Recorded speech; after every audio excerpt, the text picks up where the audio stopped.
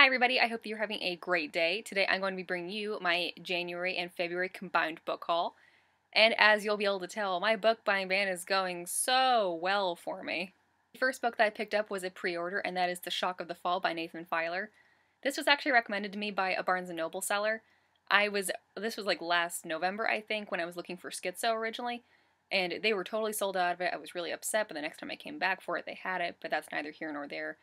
Anyway, the bookseller that was there that was helping me, he was really apologetic, and he said that he would hold off Schizo for me, but he said, hey, I've already read that book, and it was good, but I've also read this book, which seems a bit more what you're looking for, and it was amazing.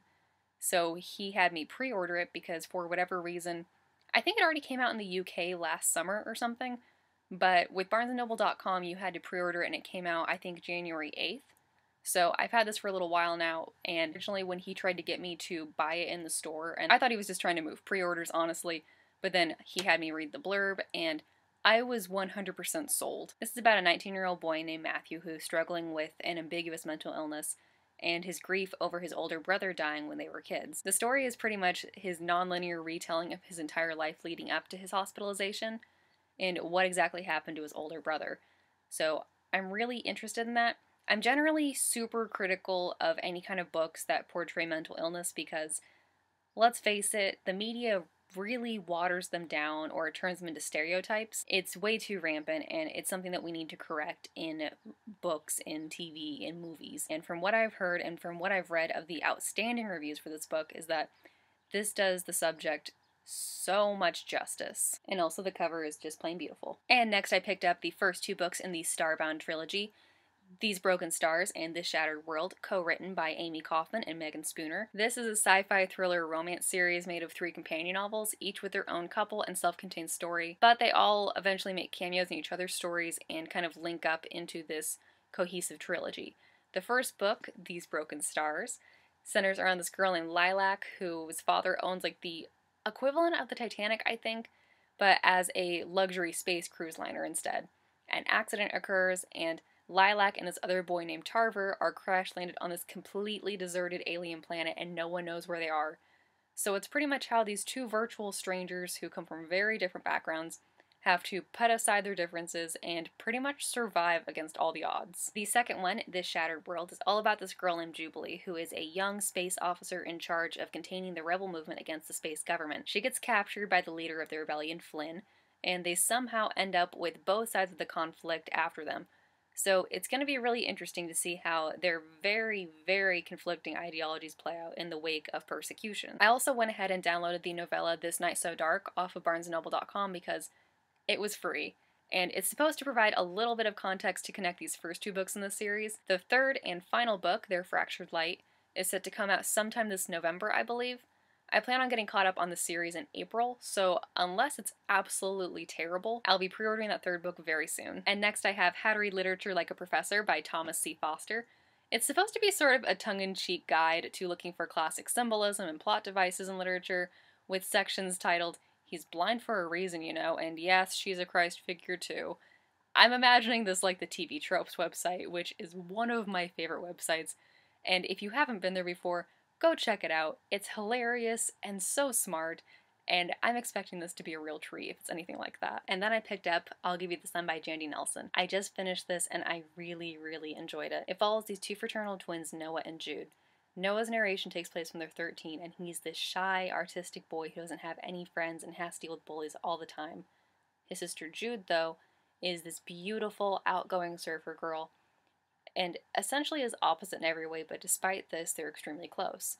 Now skip forward to when they're 16, and we have Jude's narration. Jude is now going to this prestigious art academy, but is a total social pariah who never speaks. And Noah goes to the local public school and is popular on the track team. The story essentially chronicles the rise and fall of Noah and Jude's relationship and how they went from incredibly close, joined-at-the-hip twins to essentially strangers, and how they need to try and fix that. The story flits between their two narrations frequently, so the narration is non-linear and the story is kind of jumbled at times, but it is never confusing and it is always intricately woven and such a beautiful read. This next one really shouldn't come as any kind of surprise. It's Monsters of Men by Patrick Ness, the third and final book in the Chaos Walking trilogy.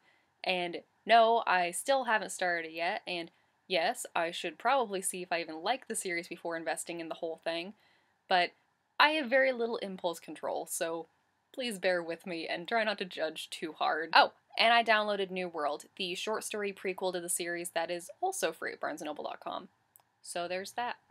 This next book I bought is one that I also just recently finished and really enjoyed, and it's The Duff by Cody Keplinger. It's about a high school girl named Bianca who is dragged to a party by her friends and is informed by her school's heartthrob Wesley that she is the Duff of her friend group, the designated ugly fat friend. Charming, right? She rightfully hits him in the face with her soda, but suddenly all of her worst insecurities about herself have just been confirmed, and she realizes that the entire school probably sees her this way and probably always has. So she's dealing with this monumental blow to her self esteem and the stress of her parents' super messy divorce.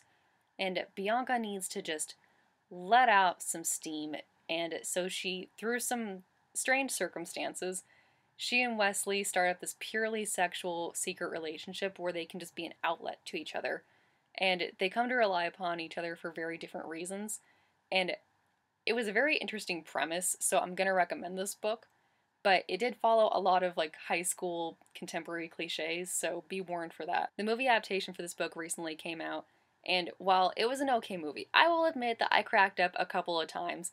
It was a decent movie, but as a book to movie adaptation, it was really, really unfaithful to the source material, and that was such a letdown. And finally, I have a graphic novel that I've been meaning to pick up for years now, and that's the entire bind-up of Bruce Wayne: The Road Home. You probably don't know this about me, but I am absolutely obsessed with the pre-New 52 Bat family. I have an extensive Jason Todd collection, almost all of Stephanie Brown's run as Batgirl, and all 3 volumes of Dick Grayson and Damian Wayne's time as Batman and Robin. I can't put into words how much I've hated the New 52 and how it has either irrevocably screwed up all my favorite characters or just deleted them. Where is Cassandra Cain already? So until the new editorial staff gets settled and attempts to clean up that whole mess, I'll keep padding my collection with these old favorites and hold out some hope that I can eventually fall back in love with the new versions of these characters. So that brings me to a grand total of 7 books, 1 graphic novel, and 2 ebooks.